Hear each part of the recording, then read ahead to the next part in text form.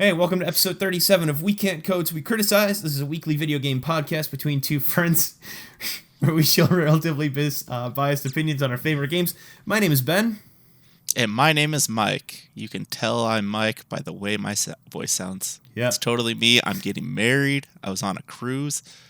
I am Mike. Yes. You know, Mike, you sound better. If anything, I would call you Mike plus one. Mike plus two, if anything. Really, I've had a lot of life changes recently.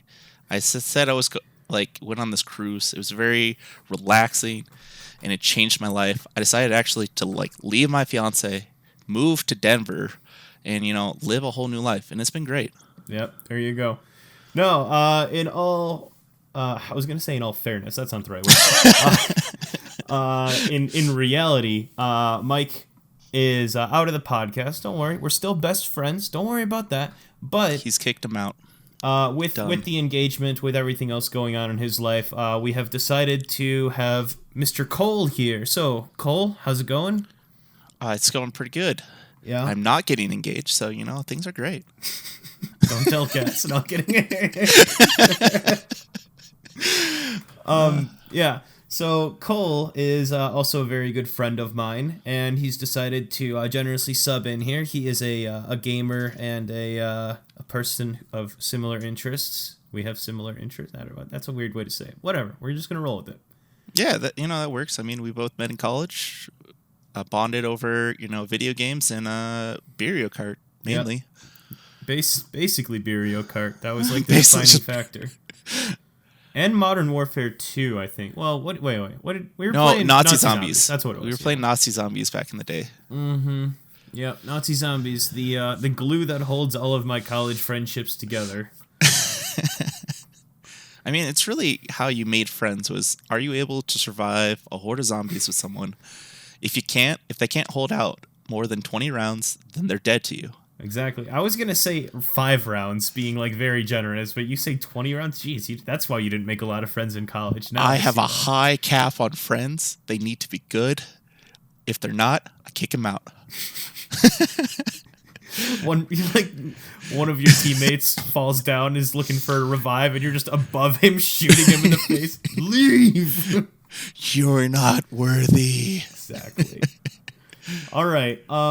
So, Cole, this is all going to be a learning experience for you, so I'll take it slow.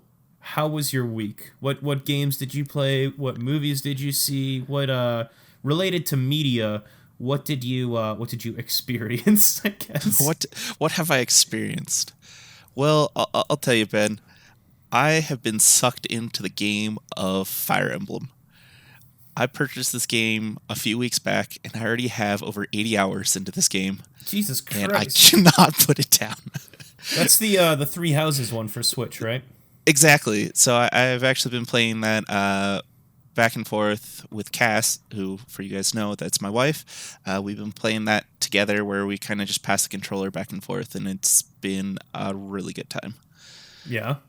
So I don't know if you've seen the game at all or wanted to pick it up, but kind of the game plays out like medieval Harry Potter.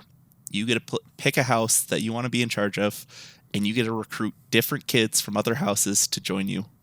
And it's fantastic because we've decided that our character was going to be female, and we are going to straight up try to date one of our students. All right.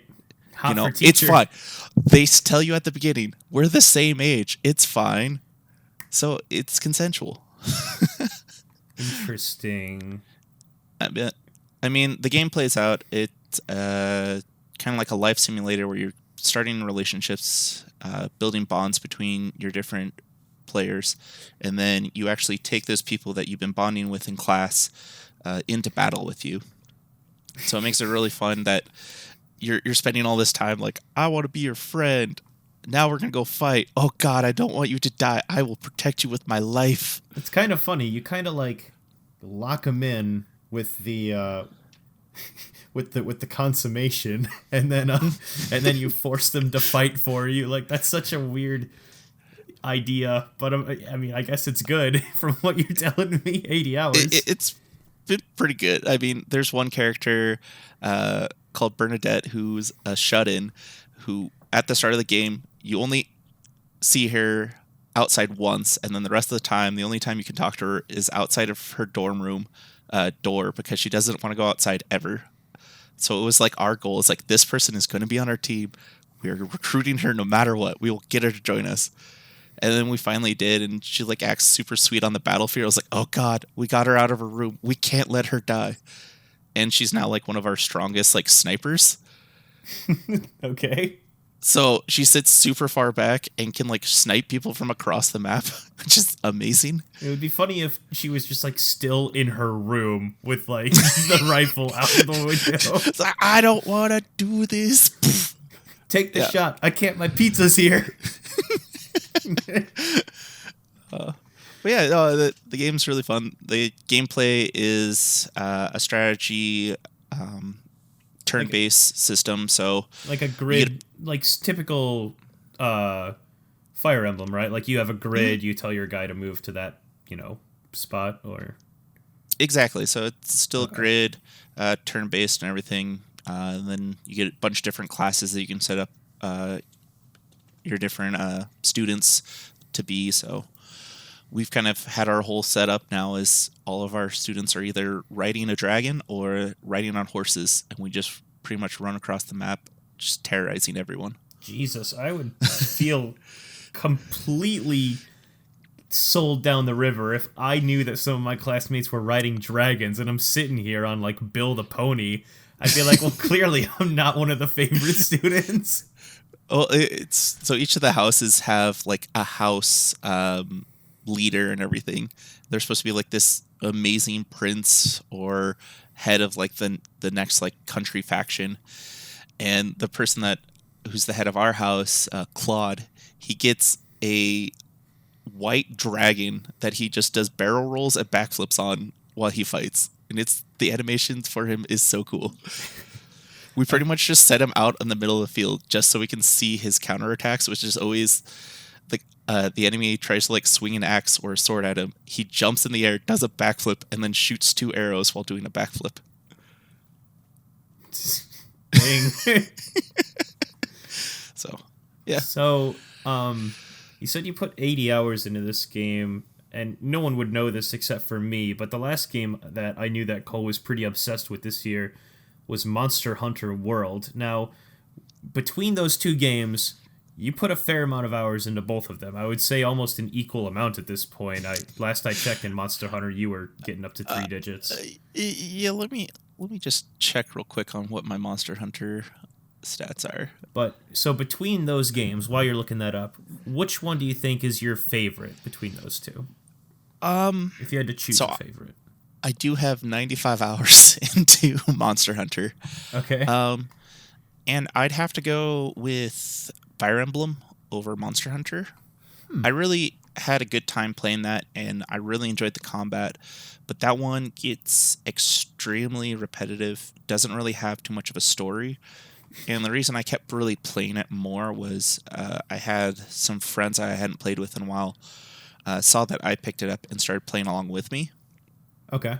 And it was just the whole cooperative piece was what I really enjoyed about it, and had a ton of fun doing those kind of missions of hunting those different monsters. Okay, but still, Fire Emblem is the better one. Yeah, I pick Fire Emblem just because I truly do enjoy like the story, the whole just relationships that you make with the different characters. Like I have like an actual feeling of like I don't want this character to die, because I am playing on if my characters fall in battle, they are dead. So I have like that yearning of like I don't want these people to die, and I don't know. I've had a lot of fun, and I think it's definitely one of my top games for this year that's come out. Have you ever purposefully killed anyone on your team in Fire Emblem? So there's one character who just acts like a pompous ass the whole time. He's like, I'm better than anyone. I'm a royal. Look at me. I'm so fancy. So you sent him into a team of 5? So immediately Cass and I were talking. It's like, God, if there's anyone like that we just kill off, like, it'd be fine. We'll just kill him. And Cass was playing at the time, wasn't paying attention, moved him into a huge horde of enemies, and he just immediately died. I was like, Cass, I know we just said that we don't like this guy and we'd be okay killing him. You didn't have to just kill him right there. God damn it. Yeah, I'm sure she says that was an accident, but I mean, if I wasn't doing this over audio, you would see my hands kind of, quotation, accident, laser, Laser. Yeah, exactly. Okay, so last question about it, and then we'll move on. Out of 10, what do you think you'd give it thus far? I would give it a 8.5, almost 9 out of 10. Okay. It sounds like your rating system is pretty close to Mike and mine. If I'm sure, I mean, I think you listened to our podcast a few times, but how Mike and I have typically done it, and you can do it your own way. But my score, if I rate something a 5 out of 10, that's like the cusp of I can't tell if I liked this or not. Anything above a 5 is generally positive for me. Anything below a 5 is generally negative. So when you say an 8.5, is that like an IGN 8.5, where it's like an average game, or is that like above? It's got something for everyone. It's got a little something for everyone. So no, okay, I say kind of that 8.5 is because some of the maps are repetitive. We did max out like some of our characters, and we're just trying to get through the story now. So it's just like grinding to get to the end now. Mm-hmm. So on that aspect, I'm not a huge fan of it, but overall, I've had a really good time playing it. Sure.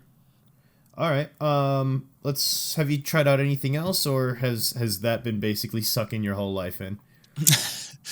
That's been sucking my whole life in. I did finally reinstall Apex Legends, just because I've seen quite a few like gameplays of other people playing and some cinematics of it. Mm-hmm. And with this newest season, I kind of like I wanted to get back into it again. It was that battle royale that I actually enjoyed out of Fortnite and PUBG, and I kind of just wanted to pick it up again. So got that re-downloaded. Only played a few games on it so far, but the newest season, I believe, started not too long ago, season 3, and just after reinstalling it, it gives you a whole cutscene of what's going on. You got a whole brand new map, so it's like a whole new game. How does that even happen? The game's been out since like February. There have been more seasons in the game than there have been in real life. All right, at least it's not Fortnite, where it's on season like 12, and the game is, I don't even know how old it is. An average season in Fortnite goes for 90 days. For anyone who doesn't know, or no, 70 days. 70 days. And that's insane. Yeah. I can't understand that fast pace of change. Like, I enjoy the consistency for a while and then get a little bit of change, but too much. Yeah. All right, enough with the tangents there. You're starting to sound like Mike a little too much. Back to Apex Legends. Back to Apex Legends. That has been. No, I'm kidding. I'm sure he'll probably... Who's Mike again? I don't even know who that guy is. Some loser. I don't know. I feel like we're saying Mike's name too much. For everyone who already forgot, I'm talking to Cole. Cole is now the other person. I introduced myself as Mike. I am just going to be integrated into this podcast as the new Mike. Yep. So Apex Legends is going well. You've played a couple games of that then? Season's going well? Yeah, I played a couple games. Any new characters or anything? Or so since the last time I played, they have 2 new characters. I can't remember their names off the top of my head. What do they do? But one of them, their like special ability is stopping aerial assaults. So you know how one of them can like rain down a bunch of missiles or so it's a bunch of missiles, bunch of like stun grenades and stuff like from the sky. One of their abilities is to completely block it and have an entire zone where not even supply drops can drop into that area. And then their other ability is they can put up electrical fences that slows enemies and then also reduces their shields while inside of it, which is kind of cool. Okay. And then the other one they have is a hacker, and he gets a support drone that he can throw out. If the drone goes past anyone, it kind of alerts the team of where that person is that it spotted. And then also the other thing is he can create an EMP, which pretty much destroys everyone's traps that are in the area. So, Caustic, who throws down like gas bombs and everything, you can disable those that are in the area. And then also does like a huge chunk of damage to everyone's shield in the area, which is huge. So do you play as one of those two guys typically, or do you have another class that you play as?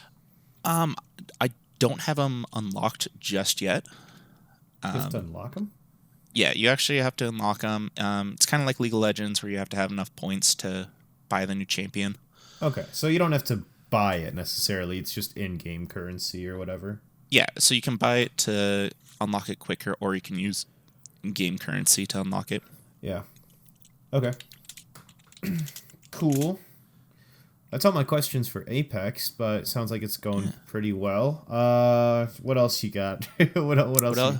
Anything else? I mean, as always, I got League of Legends. That's kind of my bread and butter right there. Oh yeah, Cole's a leaguer. I've been playing since He's a little leaguer. season 2, and I can't break the habit. It's like cocaine. You just can't stop. Not just once. We've replaced Mike with a cocaine addict.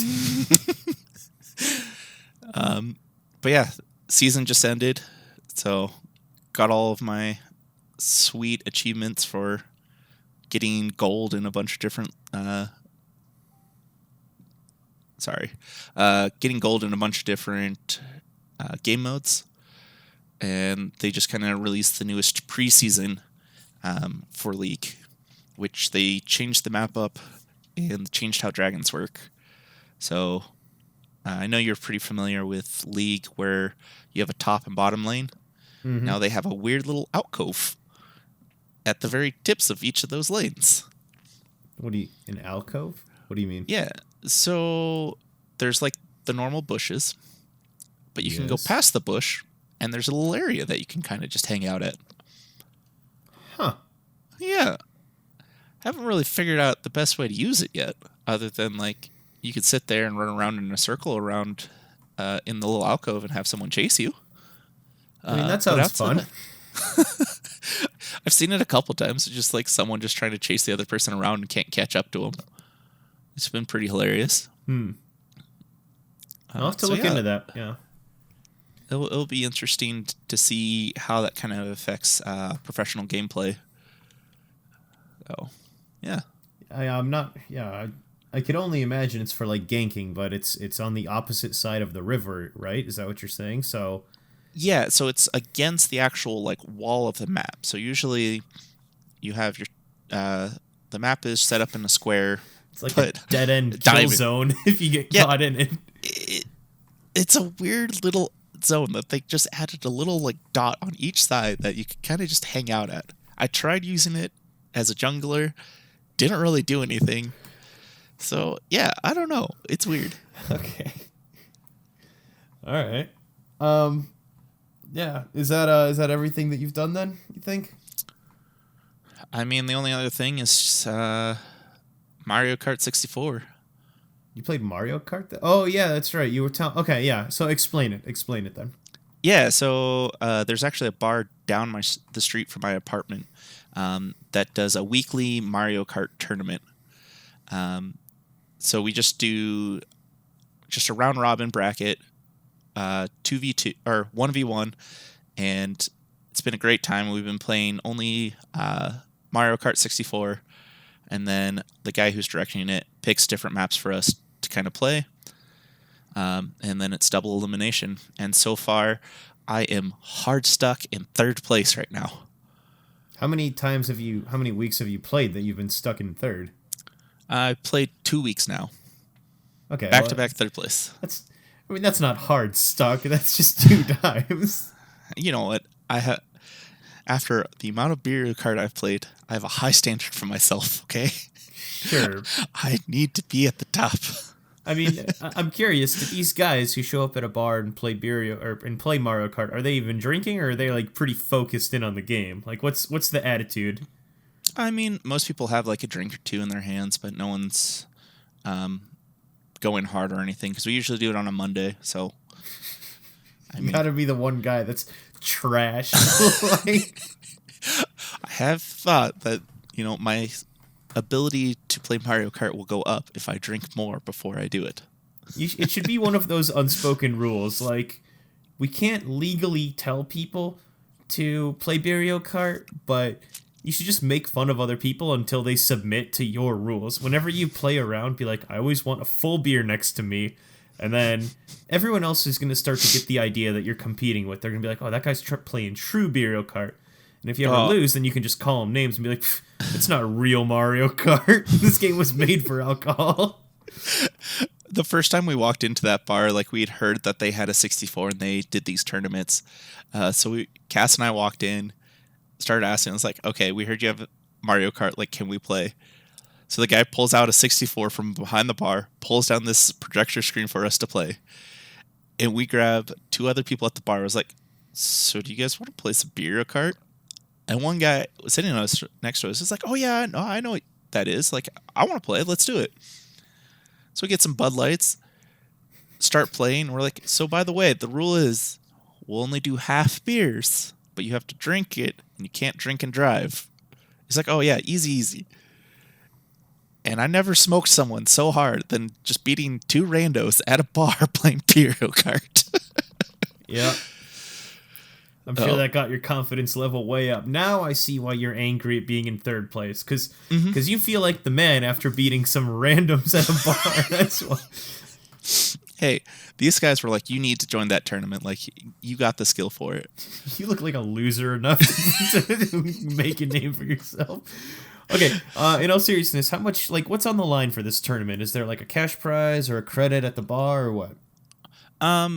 So all it is there is a trophy at the bar that you get your name on at the end of the tournament, and then they just have kind of a grab box that you can go for.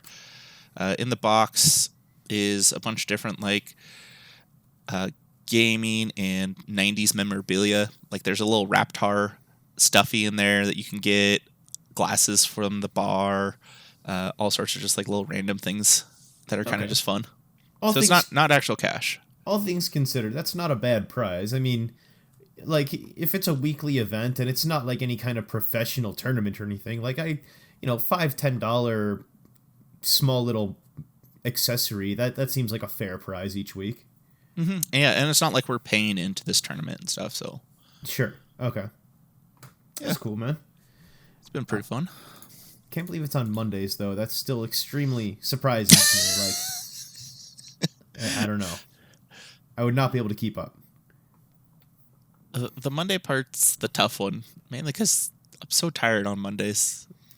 Well, yeah, and the last thing you want to do is, like, I don't know, if your mom or anyone calls and they're like, oh, what were you up to? And you're like, oh, I was at a bar. And your mom's like, today? Monday? And you're like, yeah. And then that happens 2 and 3 times in a row, and then your family starts to think, like, well, Cole's an alcoholic. How do you spend your free time? Oh, I chug beer at a bar for a retro video game competition. It's fine though. It's on Monday, so it's legit. Don't worry, it's Monday. That's the saving grace. That's how I start my week off, guys. It's fine. Exactly. You start your week with a cup of Folgers. I start my week with a can of Coors.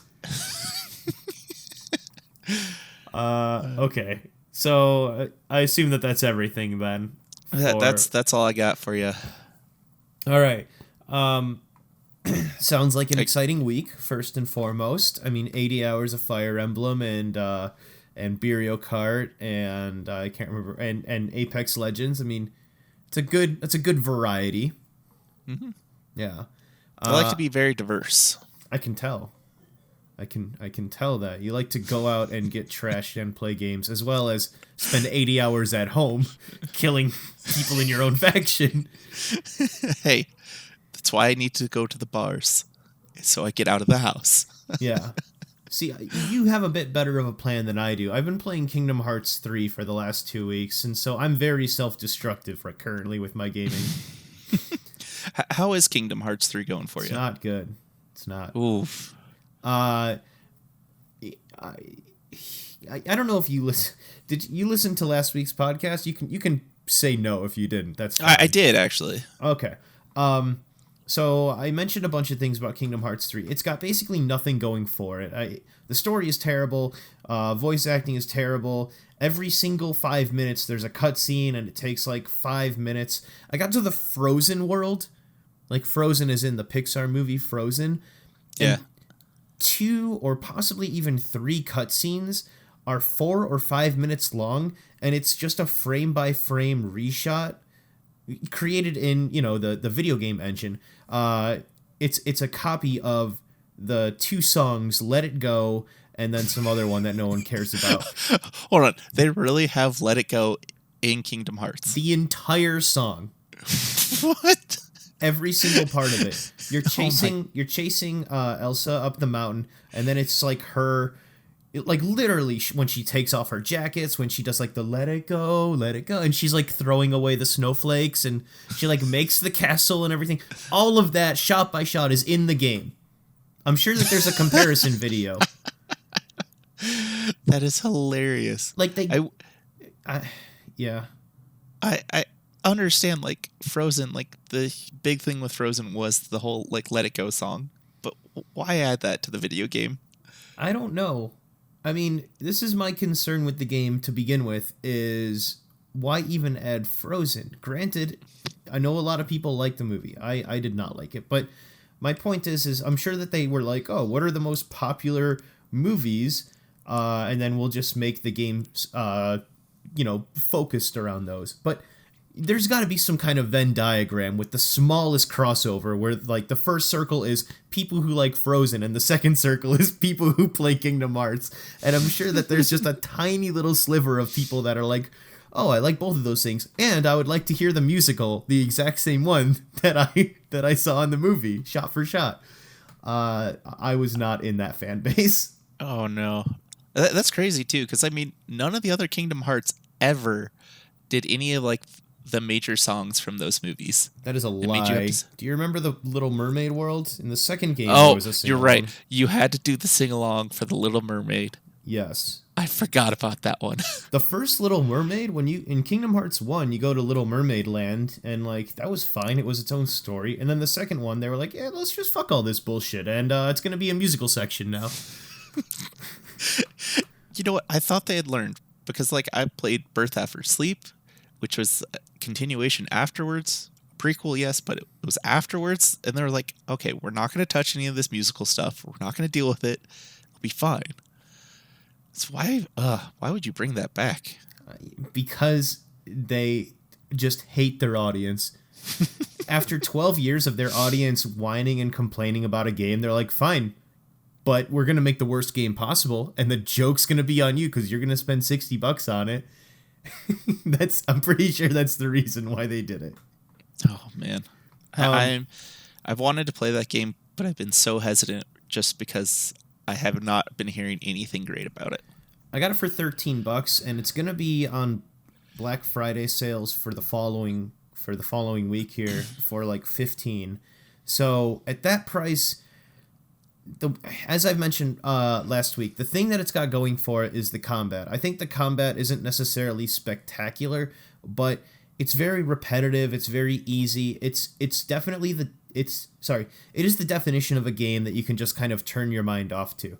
And once again, I said this last week, but you just like slam X 100 times and then the enemy dies and then you go into the next area.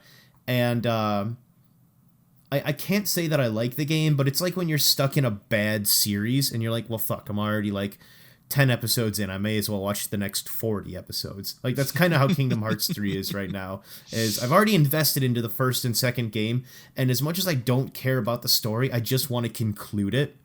Does that make sense? Yeah. So, purely by force of will and because the combat is not as super shitty is the reason why I'm beating it. But I'm at like 14 hours right now. I'm actually a bit farther than I would have thought I would get. And I'm in the I gotta ask, yeah. is what is your thoughts on the the teacups? The attractions are so dumb. They the teacups aren't that bad because you kind of like get to steer them a little bit. For anyone who doesn't know what Cole's talking about, there's like special abilities that you get where attractions from like the freaking Disney park, Disney World, like they come into place. So there's a carousel that you can ride on. There's the teacups. There's Splash Mountain out of all the things, and it's just a weird thing to put into the game because it's taking, like, I've never felt more pandered to in a game when they throw in like literal attractions from their theme park into the game to be like, hey, by the way, come go to Disney holiday, come to Florida. And so to answer your question, the teacups aren't that bad considering the other attractions. There is the carousel, which all you have to do is just hit X at certain times, and then you like go faster and faster on the carousel, and it does more damage. But the teacups you can steer, you can boost them around. In terms of how much you can utilize, and like they play into the game a little bit, it's actually not that bad. But the worst offender, I thought the carousel would be the worst offender, but it's not because it has a little bit of strategy by like lining up, hitting the X right, and the carousel goes faster. The worst thing is this rocking pirate ship, though. That one sucks ass. So basically, it's like one of those rides, it goes back and forward, and then it flips around. Like, if you've ever been to a Six Flags or Disney World, you know what I'm talking about. It's just a big boat ride that rocks back and forth. And you can do nothing in it except just hit X to go one way and then hit X to reverse and go the other way. And you do that for about 30 seconds. And I almost never, like, you can end the power up early, like prematurely if you want. And I almost always use it for like 2 or 3 times and then I end it prematurely. Like, there's no denying they do a ton of damage, but it just is so freaking worthless otherwise. I hate it. Yeah. I saw gameplay of that, and I had to say no. I couldn't do it. I get you. It's weird, man. I watched a review that Donkey gave it, and he hits a lot of these points pretty spot on for anyone who knows Video Game Donkey, the YouTuber. But I'm in the Pirates of the Caribbean world right now, and one of the things that Donkey said was that the stories make no sense in the Disney worlds. Like, there's the overarching Kingdom Hearts story, but then whenever you go visit a Disney world, they have their own, like, subplot. And the subplots are basically, like, the smallest, like, who gives a shit kind of plot that they could come up with. But it's just something to, like, string you along to tell a story. And I'm in the Pirates of the Caribbean world, and it makes no freaking sense. I have been playing in this world for about an hour and a half. And if there was any kind of a spoiler here, then I would be like, I wouldn't say it, but it's like not even a spoiler. It's just like a weird freaking thing that they did. You can have Captain Jack Sparrow as your ally. So you have an ally in all worlds. In this world, it's Captain Jack Sparrow. And I just did this thing where, along with all this fighting and all this everything, you have to collect 300, like, crabs. A stupid amount of collectibles all around town, and you gotta like break boxes, and you just find these crabs. They're lying around, and it doesn't explain why you need the crabs. And I just did this like 3 hours ago. So you find all these crabs, and it's the biggest time waste, and it totally makes no sense into what you're actually doing in the game. And so you get all these crabs, and then Captain Jack Sparrow, he says, I don't even remember what he says, but basically he evaporates into crabs. And he's, What? So he's like, I'm not the real Captain Jack Sparrow. I'm really just 300 crabs. And then he poofs into smoke, and then 300 crabs fall from where he was standing. It's like, joke's on you, kid. You've had crabs all along. And the game's natural progress is we have to find the real Captain Jack Sparrow. Like, they all just kind of throw it to the side like we weren't just talking to 300 crabs a second ago. This is just a total normal day. Don't even worry about it. Like, it doesn't make any sense. So Oh, that sounds like a great redeeming quality of that game. I don't understand. I mean, look it up online. Captain Jack Sparrow turns into 300 crabs. I think I have to go look this up now. That's funny. And they give no explanation for it. I was just like, I'm not the real Captain Jack Sparrow. I'm really just 300 crabs. Now you have to go find the real one. I mean, you spend it's not a ton of time, but you spend like 30 minutes finding all these crabs, and it just goes nowhere. Like, it's weird, man. I don't get it. So that's Kingdom Hearts 3. I'm just going to stop talking about it now because it sucks. The other thing I did was I played PUBG with Cole yesterday. So Cole, you and I played PUBG, and we didn't do that great. No, it was bad. Yeah. Haven't played in like 6 months, so maybe even longer. But I think it's been a while. they added like 3 new maps. I was playing when they had the desert, and now they've got a jungle map, which we didn't play yesterday, but we played the snow map a couple times. Yeah, I've played each of the new maps when they came out just to try them, and I was just never super impressed with what the new maps had, especially because, I mean, in the PUBG fashion, it always just feels like that game is always kind of buggy or laggy, no matter how long the game's been out. Yeah. So I was never like super impressed with it. Also, I just feel like at this point, I am so bad at that game that I'm just going to get sniped across the map no matter what I do. Yeah, I get you. The game just, it's always felt very rigid to me. The controls, everything. You know, when you punch someone, like, there's no weight to it. Like, the only thing that'll make a difference is like a small like you can kind of hear it a little bit, but otherwise it's the same animation. Your character doesn't even like put his hand out to open a door or anything. I mean, like, the game is just so unpolished. It's terrible.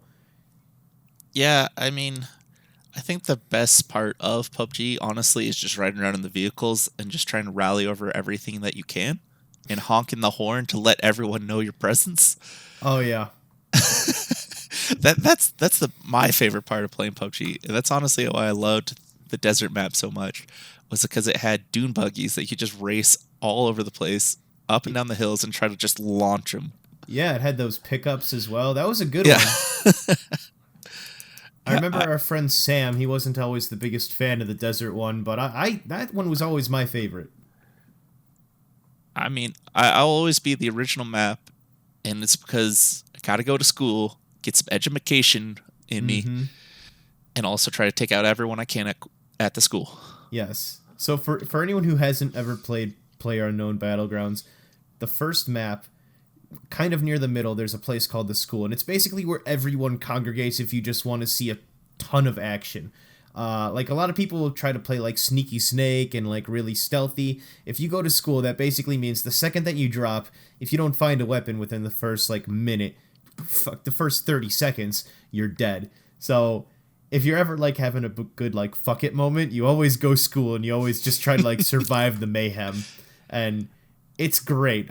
Sometimes you get lucky and you're like you're never fully prepared at the school, which is probably the best part about it.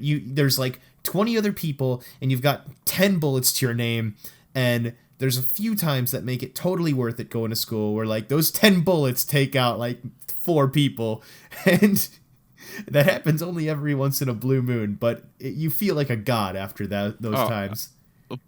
Going to school is the only reason I got like half decent at that game, because it like forced you to actually get into combat. You could actually see what all your enemies were, so you had to be like quick at actually shooting. And because of that, it was like the only reason I could actually get kills. Outside of that, I couldn't ever shoot anyone, no matter what I did. Yeah. Yeah, so, I mean, when we played PUBG yesterday, not a lot happened. Between us, I was the only one that got a kill, and we played, like, an hour or two. Like, it was an embarrassing amount of time to only get a kill. And all I did was hit one guy with one bullet. Like, he must have had, like, 5 HP left or something. I didn't do anything. It was so stupid. I mean, we achieved the goal of the night of someone at least getting a single kill. So it was a successful time playing. Yes. Well, I don't know if I would call it a success, but we hit the bare minimum. Bare minimum of a single kill. Like if this was actually a like a college course or something, I think we would get a D minus. D's get degrees, right? D's get degrees. There you go. Yep. Maybe. I don't know what school you went to. No, I'm kidding. All right. Other than Kingdom Hearts 3 and PUBG, oh, that rhymed. The other thing that I did was I bought 3 games earlier this week. And they're pretty awesome. They're all on sale. And the first one I bought was Spider-Man, Game of the Year edition for PS4. That one right now is $15 at Best Buy. I'm so jealous. The Spider-Man game would be a reason I'd pick up a PlayStation 4. That game looks so much fun. Don't be jealous because I have to beat Kingdom Hearts 3 first. Ben, you could put it down. You can walk away. No, I've got to see more people turn into 300 crabs. The whole ending of Kingdom Hearts 3, everyone was just crabs. It's like that, I don't know if you remember that old E3 video where it's like, so here's this giant enemy crab. Like, that's basically, it's basically Kingdom Hearts 3 Jack Sparrow. All right, too much on Kingdom Hearts. We gotta let that one just die. Hey, what were the other games you picked up?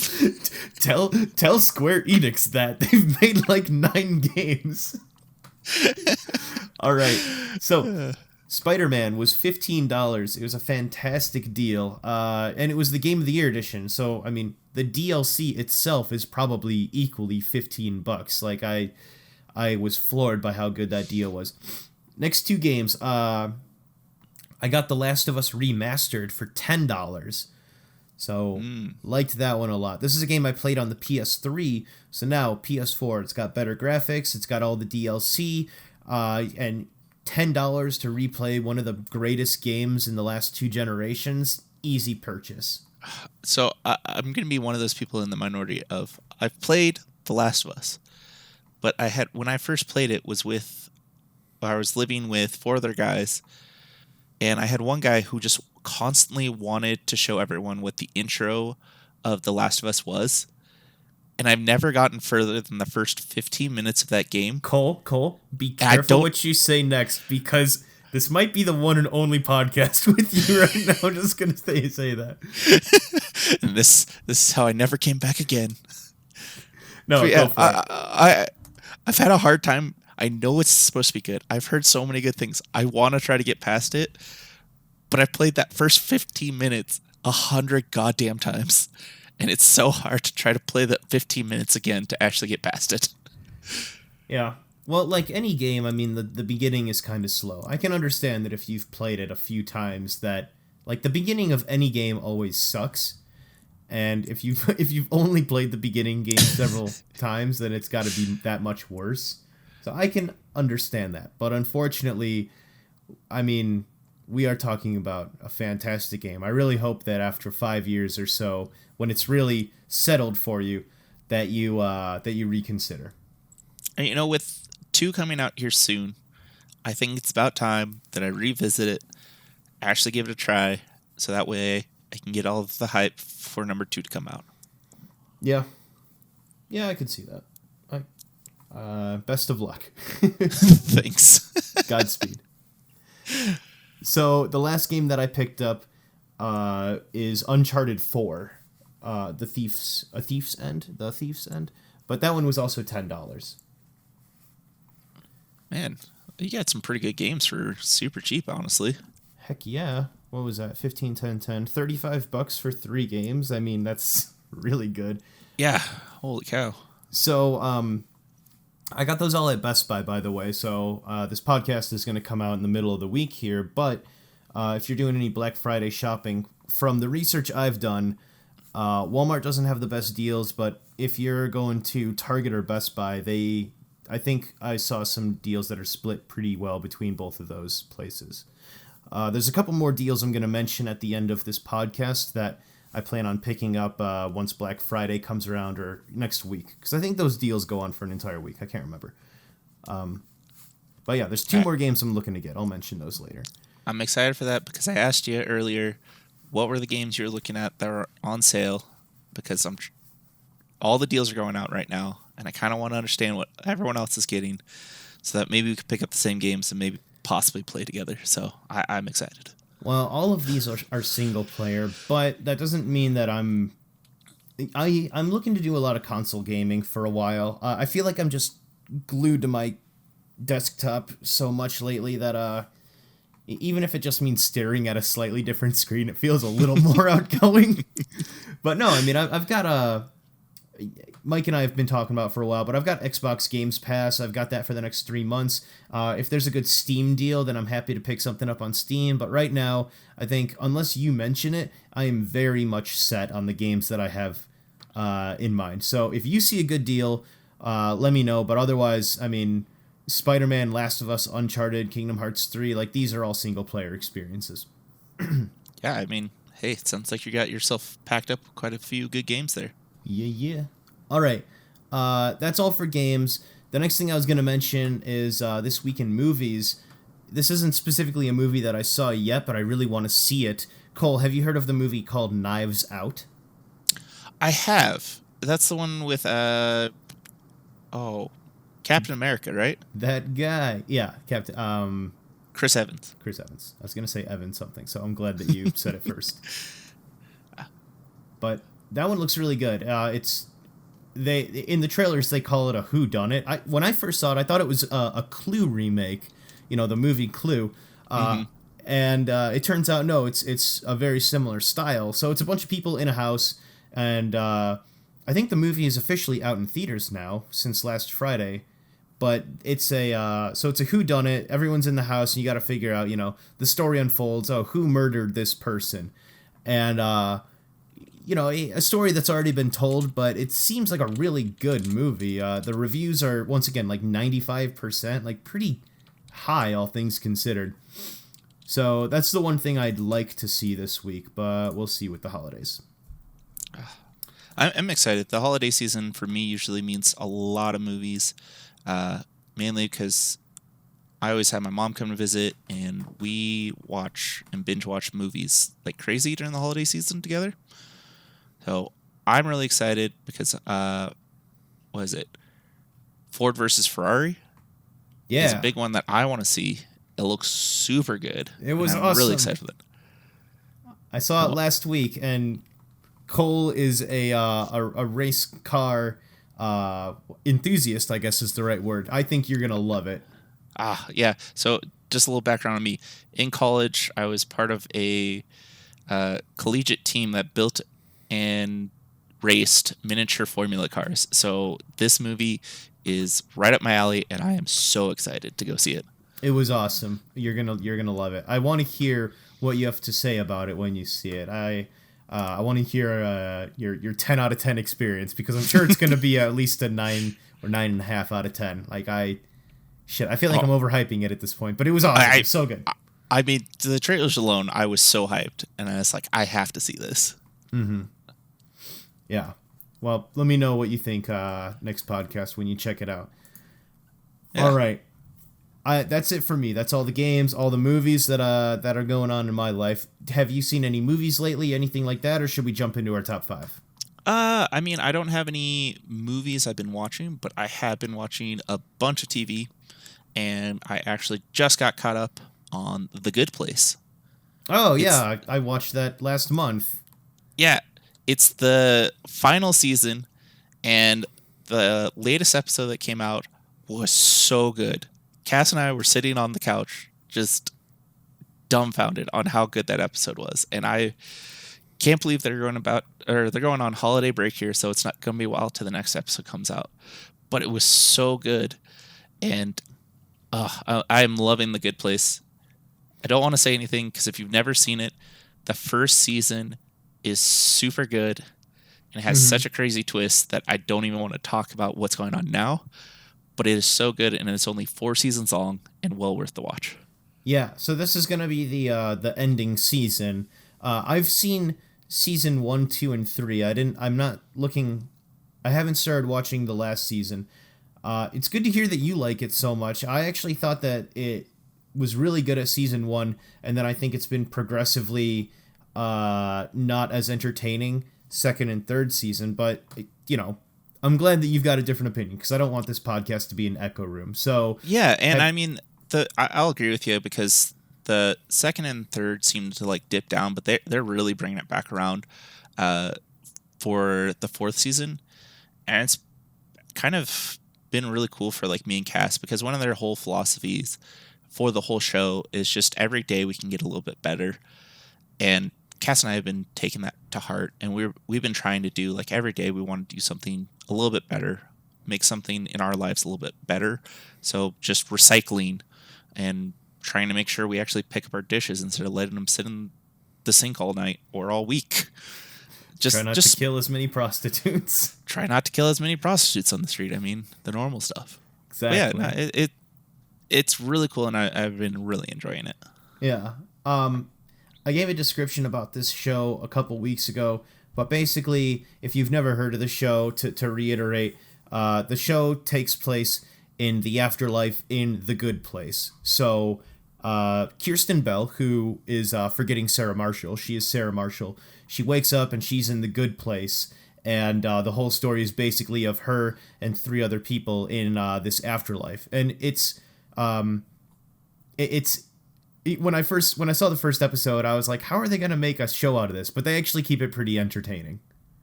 Yeah, they do a really good job, and I'm going to give you a hard time because you say Kristen Bell from Forgetting Sarah Marshall, not from Veronica Mars, out of all the things that she's done. I never saw Veronica Mars, but I keep hearing good things about it. I ended up watching the entire series when I was living with your old roommate as well, Christina.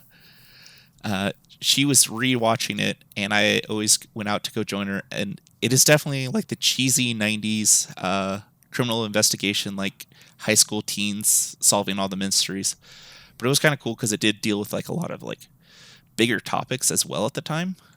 Mm-hmm. So there's an actual episode like where Veronica gets raped, and they actually go into like that whole thing and that mentality and like how it like affected her, and it deals with some really like deep stuff with that, which is kind of cool. I would not have expected that. Yeah, you would not expect it, but it gets really deep. Like all of a sudden, you're like, "Whoa! I thought this was like some just corny like teen drama." No, they get pretty deep sometimes. It was really cool. You gotta stop using the describing word "they get really deep" when you're talking about that. All right. So on to the next topic. I've also been watching some other stuff. For me, I am a major weeb. Watch anime all the time, and an anime. Is that what actually a weeb is? Like you just watch anime? Is that this? I've never actually known, but I've heard people throw it out there. So it's an anime fan, right? So what I've always known is a weeb is a non-Japanese person who's obsessed with Japanese culture and wish they were actually Japanese.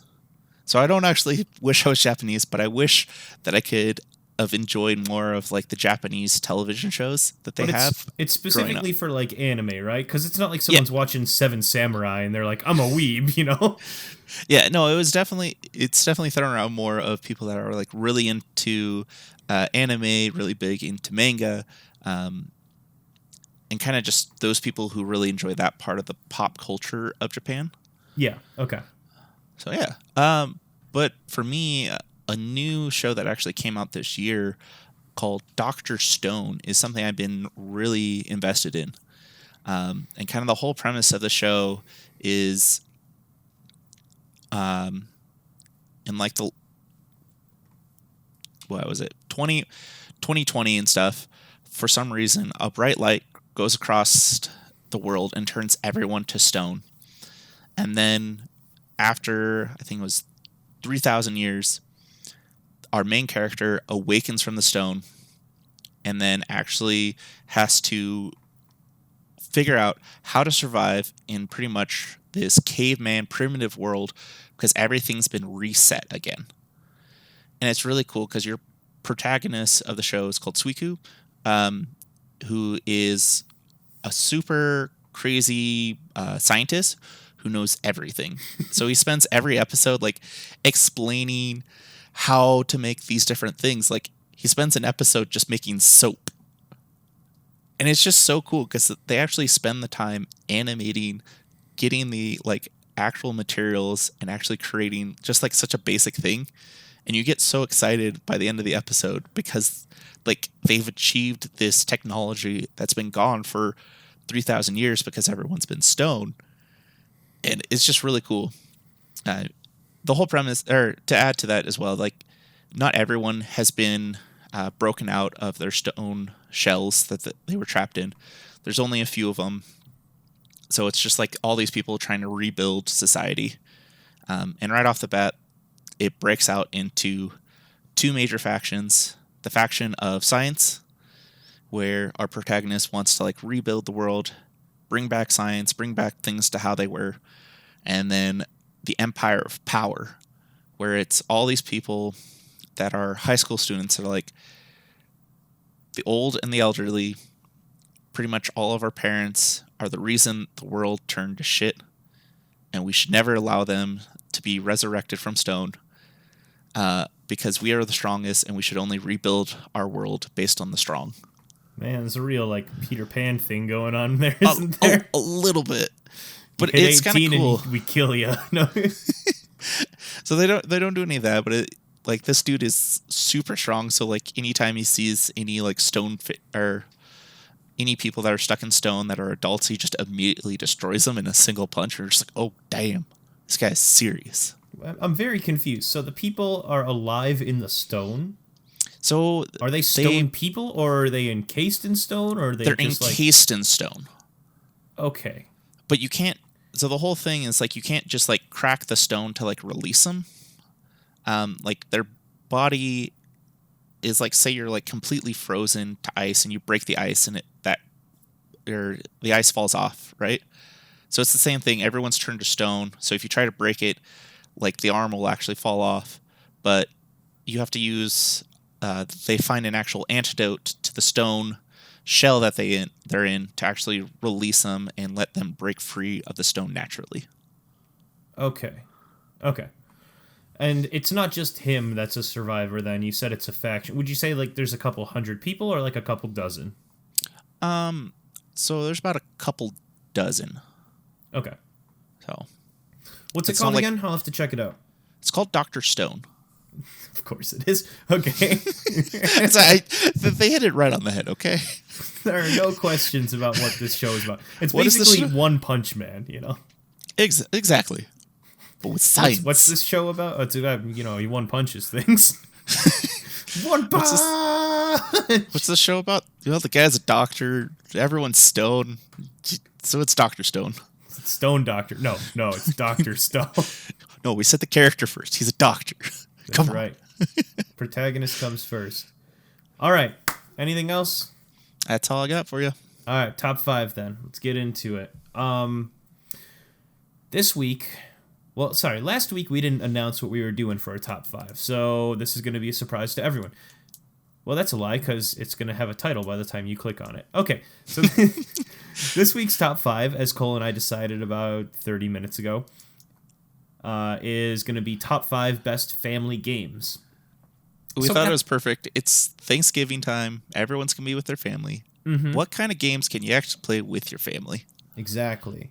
Now, I've taken this list as I've got a lot of younger cousins, so a lot of the games that I'm going to mention, they're not specifically good for mom and pop, but they might be good for entertaining young children. But then also there's, if you've got some older cousins or some family members that want to play, there's kind of a good mishmash there. So that's how I made my list. What did you typically go for, Cole? Like old classics or? Actually I went for Kind of some games that have been around for a long time, Yeah. but more newer games actually. So Okay. things that you could play either on the Switch or things you could play through, say, Steam Link.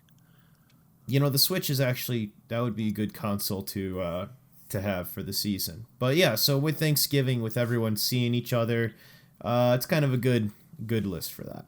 So, Cole, what we typically do is we have five, top five. So one of us would start with our fifth, our fourth, our third, and then we would switch to the other person's fifth, fourth, third. Then we switch again. He says his second, then switch again, second, and then switch again. First, number one, and then switch to number one. So, would you like to go first and say your number five, number four, number three, or would you like me to go first? Sure, I'll kick it off. All right. So, what is your number five? Number 5, I actually have Tabletop Simulator. And I thought this is a great game because for me personally, I have a Steam Link and it actually works really well connecting to my TV, which is only in the one room over. But Tabletop Simulator has been a game that I've actually pulled out a couple times with different friends that have come over and with family because I can always pull up a game of the game of life or just play Clue. I don't have the tabletop. I don't actually have the physical game, but say I want to actually play a board game or something with my family. It's always fun to pull up Tabletop Simulator, get it going up on the screen, and everyone can kind of easily enjoy and or play it. Just because it can easily just take turns passing the mouse around, and you don't really need everyone to have control all at once. So Yeah. Yeah. For anyone who's unfamiliar with Tabletop Simulator, it's a PC game, and as Cole had just mentioned, basically it sets you up with a template of like a table, and then you can load in. People make workshop, like what do you call that when people add in like patches, or I can't think of the word. Mods. Yeah, sorry. People mod in specific board games, and it's not like a shitty looking version of the game. It's like they scan in the cards look realistic, they scan in all the tokens and 3D pieces, they scan in the board. So the game looks, it's not just like some shitty version of the game made in like, MS Paint. It's actually like it looks legitimate. And this game probably what's that? Oh, sorry. I was gonna just say like Tabletop Simulator has been really cool because as I said, I've played the game of life on there. And someone actually built in the actual like little spin dial that was on the classic life game that you can actually spin in the middle of the board. Yeah. Which is so cool to see someone that actually like built that out and made it look so good that it actually looks like the actual board game. Mm-hmm.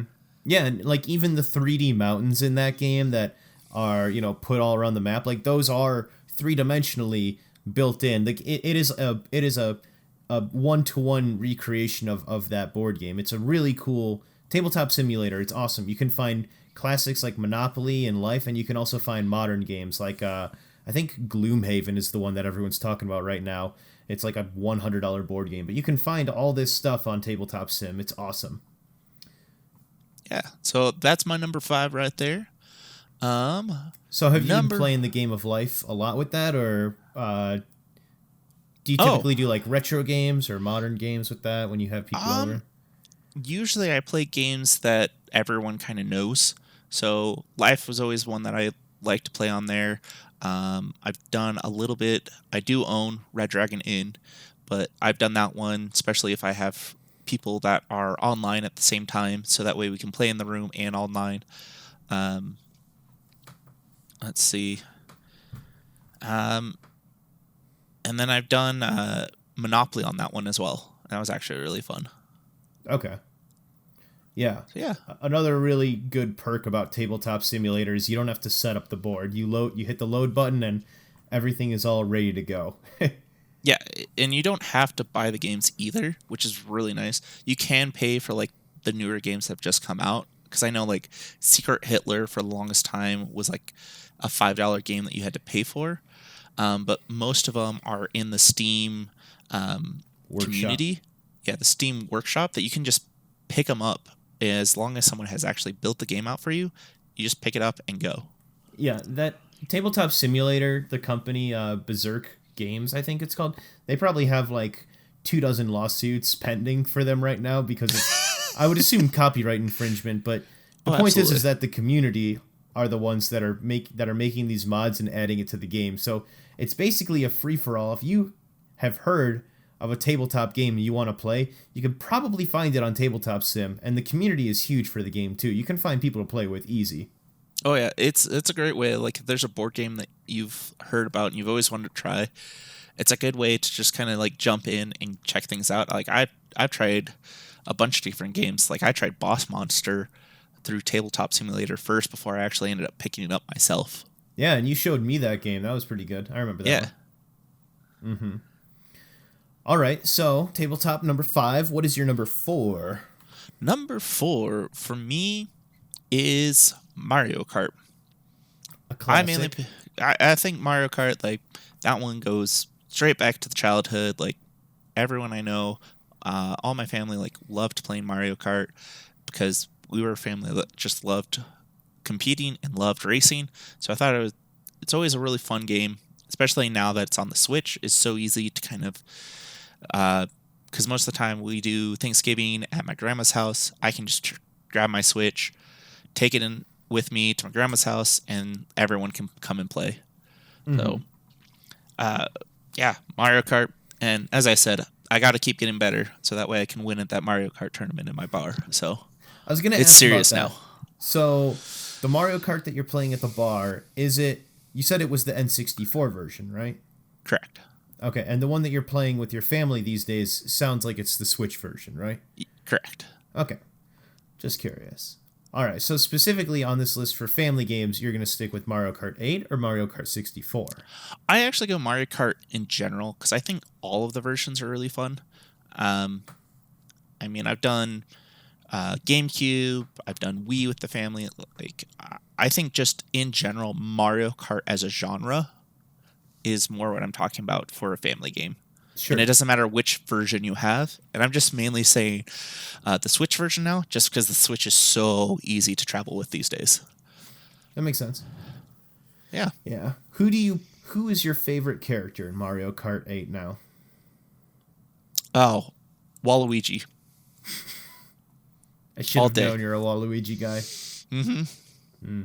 I've I'm always still really- waiting for Waluigi for Smash, okay? You and like everyone else. It's crazy that they've added like Rosalina to Smash before they've added in Waluigi. And I'm trying to think of some of the other characters.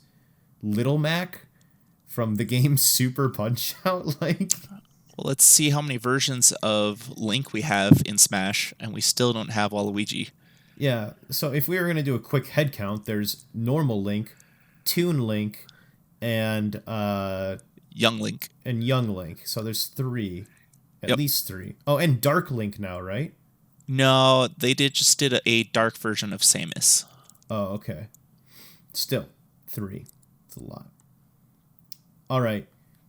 So number 5 was what was it? Number 5 was Tabletop Simulator. Yeah, number number 4, Mario Kart. Number 3? Number 3 is Just Dance. Really? I think this game is super fun to play with people. I've played this one with my family when I've had them over at my place because I have the Xbox One with the Kinect set up, and playing it on the Kinect honestly is so much fun. And the Kinect actually records part of your dance, and it's so funny to go back and watch all your family members make an absolute fool of themselves as they're dancing. Mm-hmm. But I've it's played Just Dance with you once or twice. Yeah, it's pretty fun when you're drinking to be like, ah, look at you, you know. exactly, and it's for like a family game. Like a lot of my cousins are older now, but like we all still enjoy to like make fools of ourselves, and nothing makes more of a fool of yourself than dancing. And that's why I put Just Dance right now as my number 3 for top game to play with your family. It's just, I get that it's a good game, but you're putting that above Mario Kart? Ah, it's hurtful. I mainly put it above Mario Kart because it's not your typical video game. Like, you don't have to be used to using a controller and all. Like the Kinect, it looks at your body and it goes off your body motions. So my mom will not touch Mario Kart. My mom will do Just Dance with me any day of the week. Okay, so it ranks higher simply because it is accessible to anyone. Exactly. It's more accessible and way easier to get more people involved in it. Sure. Okay. And how many people can play at once? It's like 5 or 6, right? You can do 4 people can dance at one time. Okay. And depending on the amount of people you have, and depending on what kind of song you're doing, they have actually different choreographed dances, which is always really fun. So some songs they'll have, you can do 4 people, and the 4 people all like interact with each other. So example, they have Genie's song from Aladdin, which is always really hilarious. And or the little characters on the screen are Aladdin, Genie, Jasmine, and the carpet. Yep, you dance as the carpet. It's hilarious.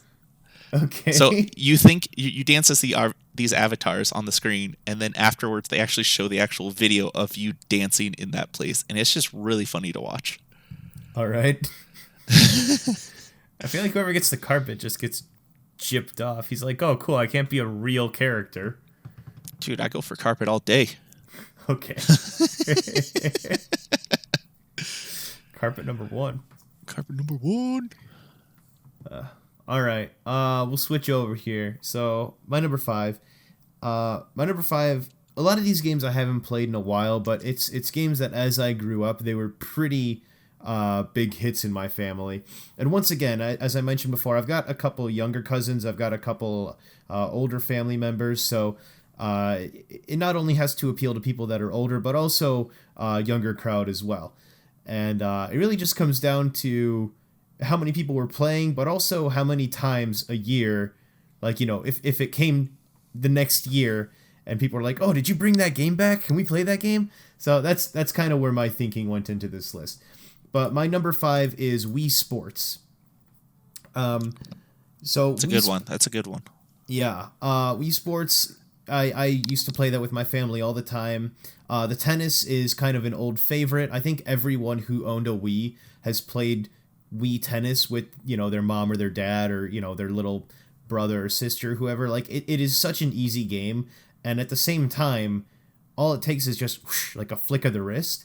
And it can get intense. I mean, there are some moments where I just remember for having a one button control, like things get pretty insane. So Wii Sports is up there. The cool thing is that it can have up to 4 people too. Like that doesn't happen too often with a one button control setup. And then also the last thing is that everyone had it. You know, if you owned a Wii, you had this game. So a lot of people knew how to play it. A lot of people, there's like the people that didn't know, and it was really easy to teach them. But then if you ever wanted to have a really intense match, then you could typically find someone who has played it before. And so that one always left a lot of good, like, flexibility for if you wanted to play intensely or not. I like that choice. I mean, was a game that like anyone could pick up. It wasn't like a full-on video game. If you wanted just to kind of mess around and box someone on a TV, you could always pick up Wii Sports and do that. And no matter what your gaming past was, you could just pick that game up and go. It was great. Yeah. And I mean, I've been talking about tennis mainly, but the bowling was also a huge one. You know, everyone loves bowling. God, bowling was always the most intense one when I played with my friends. Mm-hmm. Yeah. I'm trying to think of the other games that were on there. Boxing, I never really played boxing too much, but tennis and bowling were always the big ones in my household. Yeah, I can't actually remember what the other one is, but bowling was always a big one. Boxing was one that me and my friends had to do just because we always wanted to mess with each other and just beat the crap out of each other. So, yeah. Was golf on there, or was that Wii Sports Plus? I know that there was an upgraded version. I think that was Plus, but I don't remember for sure. All right. So anyway, yeah, Wii Sports, it's always just a classic. And as you were mentioning, like, it had a lot of accessibility where all the other person had to do, if they've never touched a controller before, all you tell them is just swing it like a racket, and they didn't have to go hard or anything, but everyone knew how to play. So that was a really good game. Okay, moving down the list is number 4, Overcooked.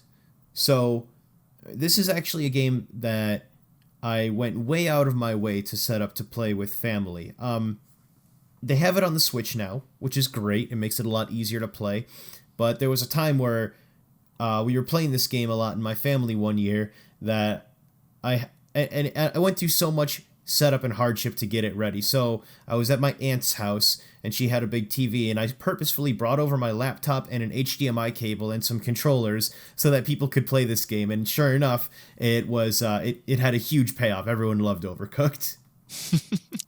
I actually put Overcooked as an honorable mention on mine. Yeah. So I think that's a great game just because you're not really playing against other people. It's all co-op. You're trying your best to work together, but you're still getting frustrated as hell working with each other. Exactly. You kind of simultaneously work on the same team and against each other. Your biggest enemy in the game is your other players who are like, unconsciously in your way or accidentally in your way.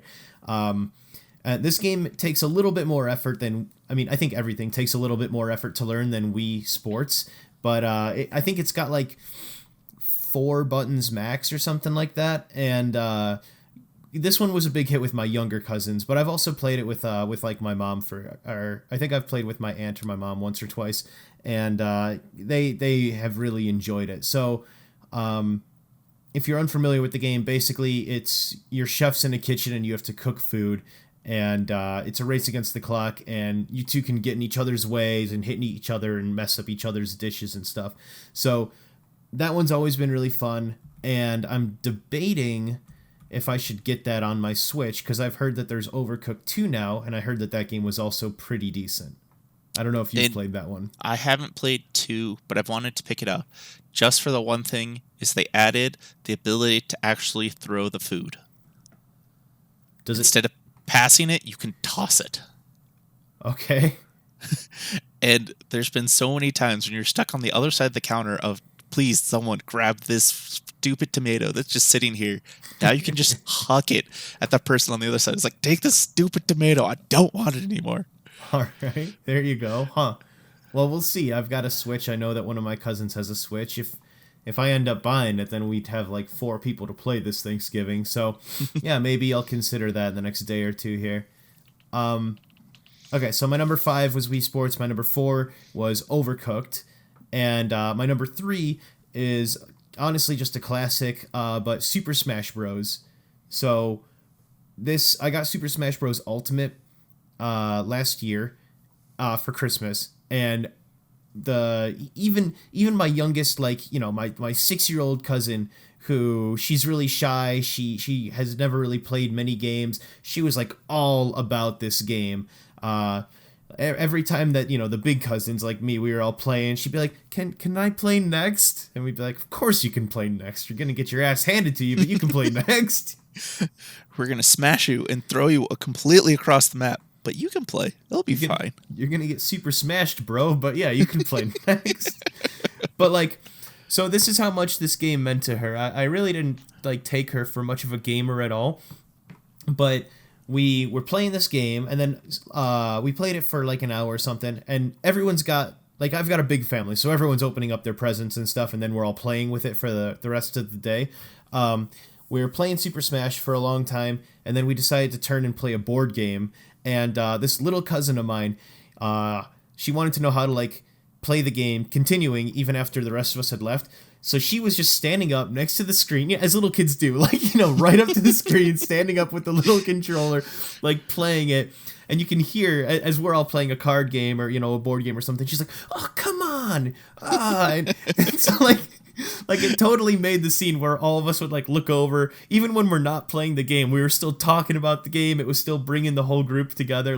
It was really a big influence on, the whole night. But then even after that, I heard that, so she's, then her father then decided to pick up a Nintendo Switch and that game for her. And ever since Oh last man. year, she's been telling me about how like she's been playing Splatoon 2 and like all this other stuff. So it was like the gateway drug to her gaming experience. Oh, that's so cool.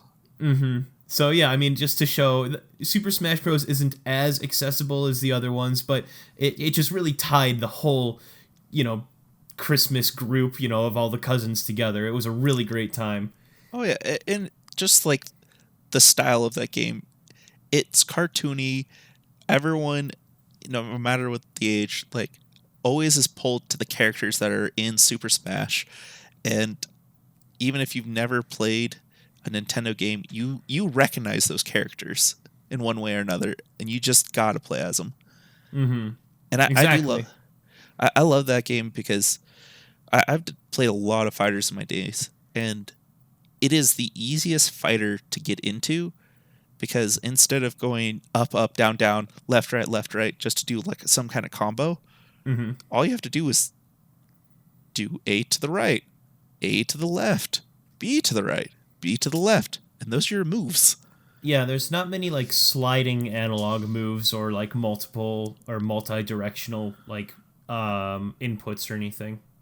Exactly. So it's super easy for just like anyone to kind of pick up and kind of just have a good time with.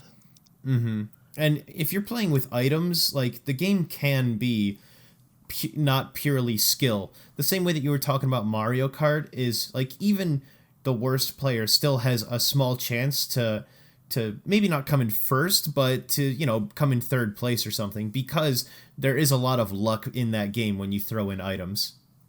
Yeah, exactly. You throw in the items, it just adds a new element. It mainly just adds a little extra chaotic to it, and so much fun.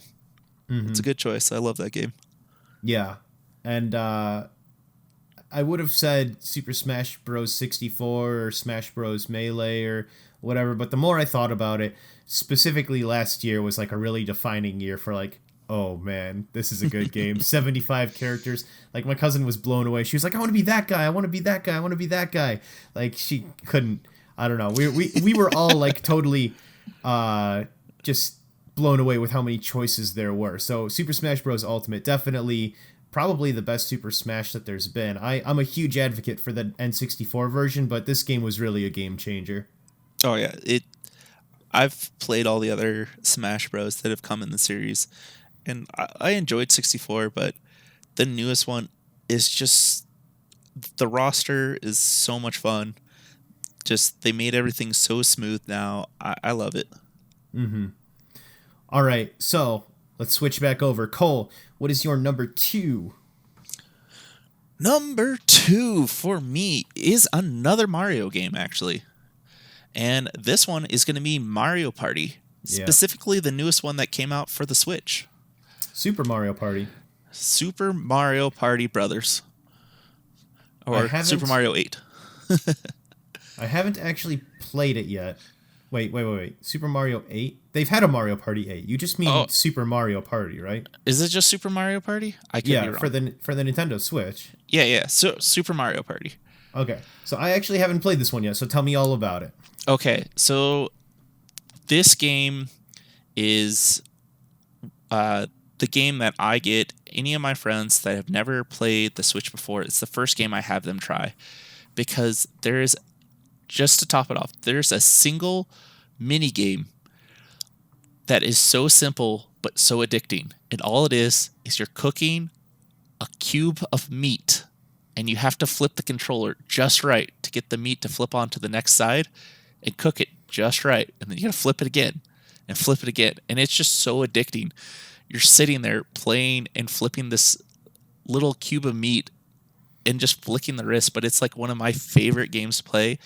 And every time I've had anyone new try it out, they've had so much fun just trying to get the cube to flip just right so they can cook that meat all the way. And all right. So, yeah. Quick question. How responsive is the motion control on the Switch? I haven't specifically used it for any games yet. So the responsiveness actually is really good.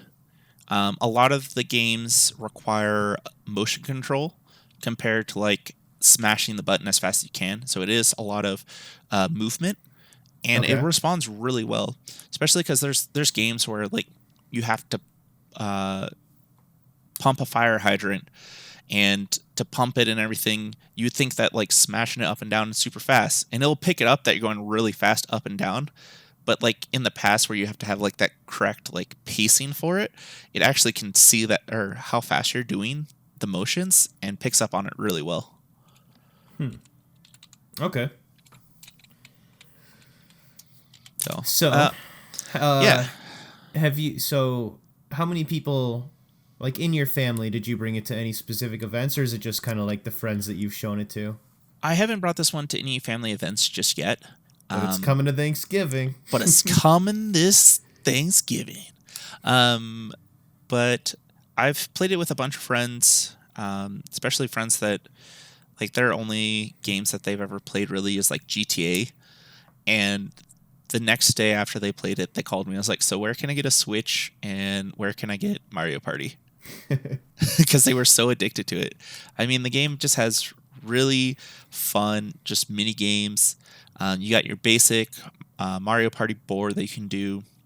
It also has a tag team mode, which is actually one of my favorite modes to do. It's the same Mario Party board, but you play with it's a 2v2. Each person rolls a dice, and that's how far you go. And instead of going in like a straight line, there's a certain amount of blocks in the area you can actually go. So you can go like in a full circle, like right where you're at, or you can go further down the board. And as you play, you can pick up computer players as well that help you in mini games, which makes it really fun. So you can have the biggest you can have is a party of 8v8. So they have mini games where you play like soccer versus each other. Jeez. If you've played like the 64 version of Mario Party, they always had like the game where you're on a ball and you gotta like smash the other person off by just running into them. Yeah. But you have the same kind of thing, but it's 8 versus 8, and it's just chaos, and it's so much fun. Dang. And then the last kind of game mode that they have is a cooperative 4-person kayak game where with 4 people you use your remote like an actual oar on a kayak, and you have to raft down the river and try to avoid obstacles and try to get to the end before time runs out. As you mentioned the oar on the river, I'm trying to like do that with my hand to like emulate what that would be like. I know. I actually started doing the same thing as I was talking to you. Like an oar on a river like this? Yeah, you're sitting there just paddling on the side. Just paddle. Yeah. So the other great thing that I know about this game, I've been mentioned that I was in Taipei for the entirety of last year. I mentioned that on a previous podcast. But the great thing about this game, too, is that I know the previous renditions of Mario Party have been pretty subpar. And so the fact that they basically just went back to basics with this game, they didn't try any BS or anything like novelty. They just stuck with the core game, is probably one of the best things. It's what they did right, but it's also how they didn't fuck up, basically. Yeah, I mean, it feels like the original like Mario Party games that you played on the 64 that are just super basic, easy for anyone to pick up. There doesn't really take too much skill in it, so anyone can win, which is really cool. Yeah. Oh, yeah. That's my number 2 game for playing with my family and with friends. Always a classic. Always a classic. My number 2 is a bit more selective. I can't say that I play this with every family member because at this point all of us are experts at the game. But I mean, if I play with any of my cousins, some of my cousins are like 7 years old, as I mentioned. Some of my cousins are 40 years old. Like, this is a game that we can all just play for hours, and that is Mario Kart 64. We dust off the N64, and like, it's basically a tradition. I look at every other game on this list, and I can't say that quite yet they're a tradition, but always we manage to pull out the N64 and enjoy a couple rounds. I mean, that game, if there is ever a timeless game, even more than like Super Mario 64, even more than any other game I can imagine, I think Mario Kart 64 is the game that I have pulled out most what would you call it, most reliably every single year. It like without fail, it has come out every single year. Oh, I mean, anytime you see anyone who's played 64, like Mario Kart 64 is just a game that has to come out and has to be played. And so the reason it's number two is because it's not quite as accessible as some of my other titles. But the fact remains is that, I mean, I have played this game at least once every single year of my life for the last 20 years. I I I can't say that with like any other game, you know. That is a it is exactly what it is. It's just reliable, and it's always great because, like I mentioned, we may not all be like staying professional at this game, but we always have some idea of how to play, and so it's always a really intense game. It's never like sweeping the floor. Like I was talking about my little 7-year-old cousin in my family with Super Smash Bros, and she was, she could play with us, but if it ever got down to like one versus one, her versus someone else, like there's no way she's winning. Mario Kart 64, on the other hand, there's like whenever I pop that game in, my cousins, like, okay, maybe she's not winning again, but any of my cousins who are equally my age, like we are all amazing at that game because we have grown up playing it, and it's like the family game for us. That is the game that we're going to be 60 years old and we're still going to pull it out and be like, hey, Thanksgiving, you know what that means. So Mario Kart 64 is a timeless family game for me. I mean, I feel like I'm giving a lot of attention to Nintendo in this list, but seriously, they do co-op games right. So they do family games right too.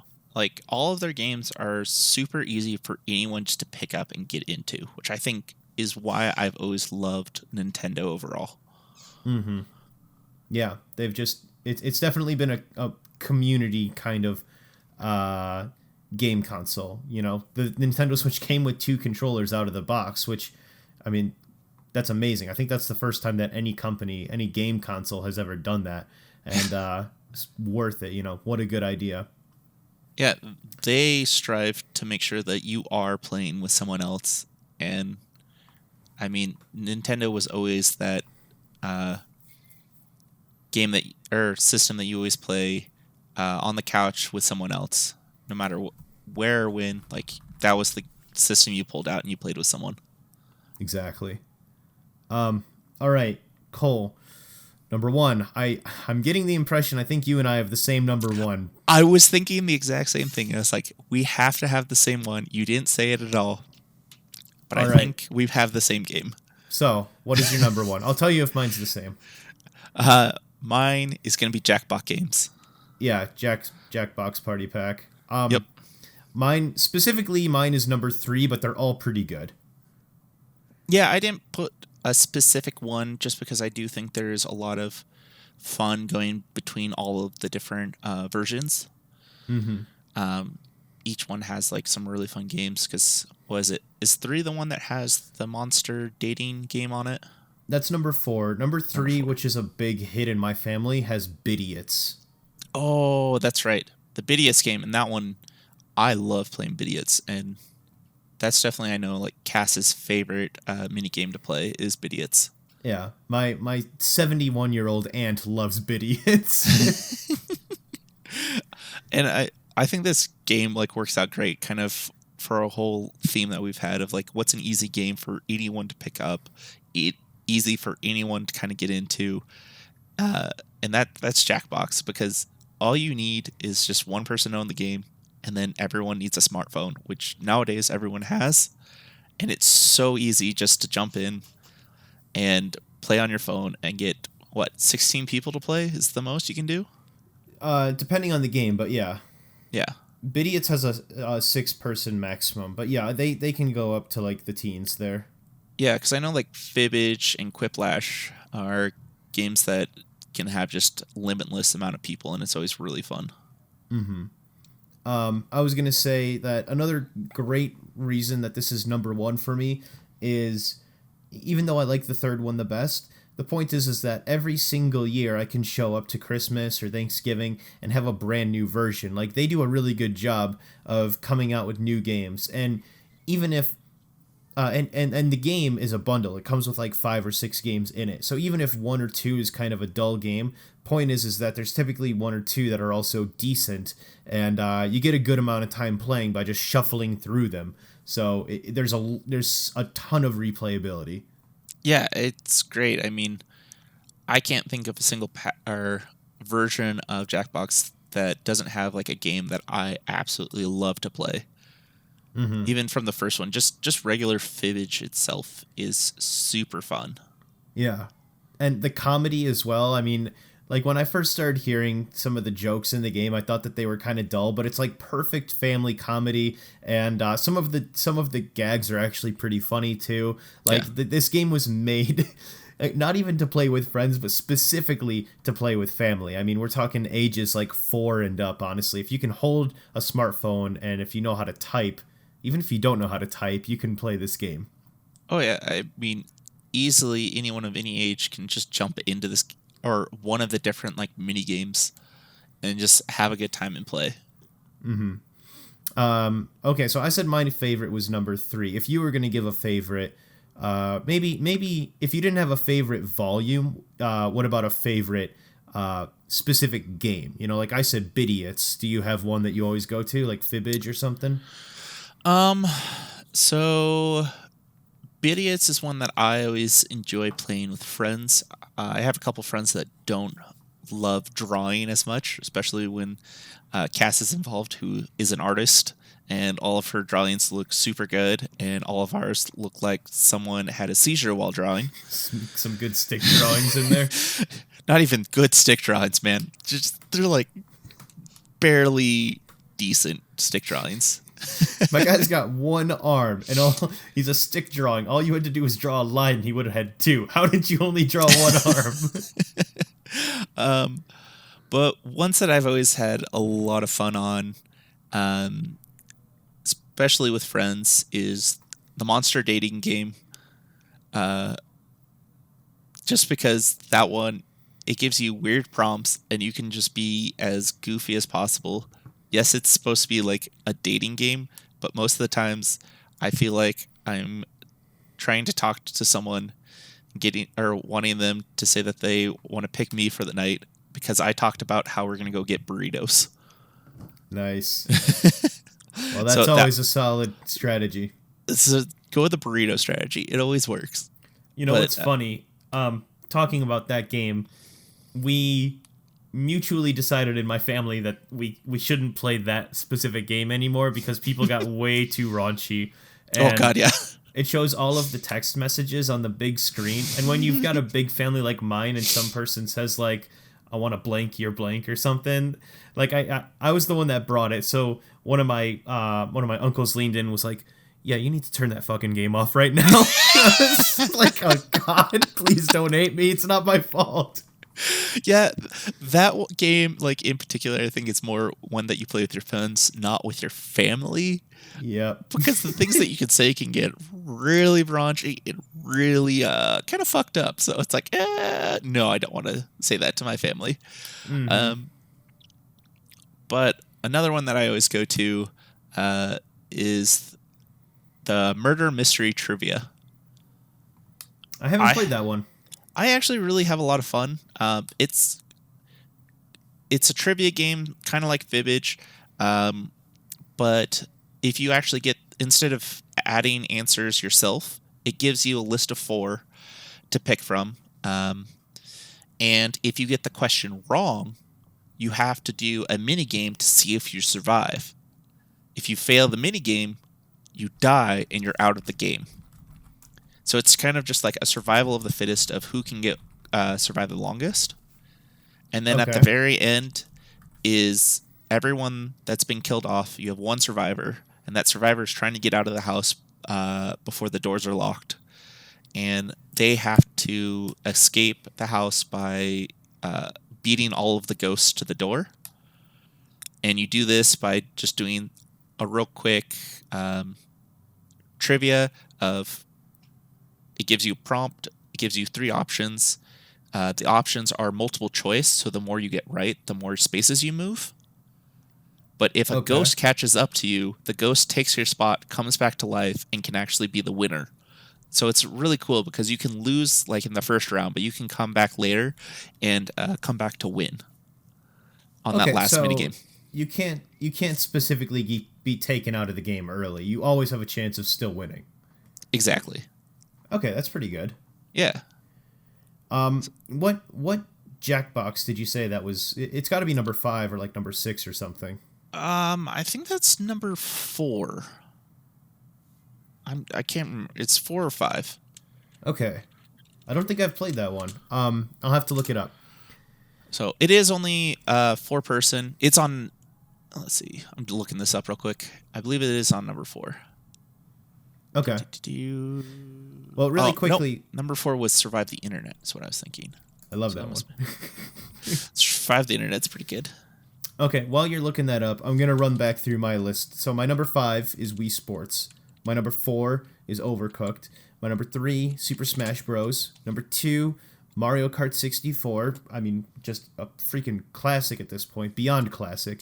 And number 1, Jackbox Party Pack, specifically Volume 3. Everyone loves Bidiots. The only problem with Bidiots is that only 6 people can play at max. So, the minigame I was talking about is Trivia Murder Party, and it's on Jackbox Party Pack 3. Oh, dang. Yeah. Okay.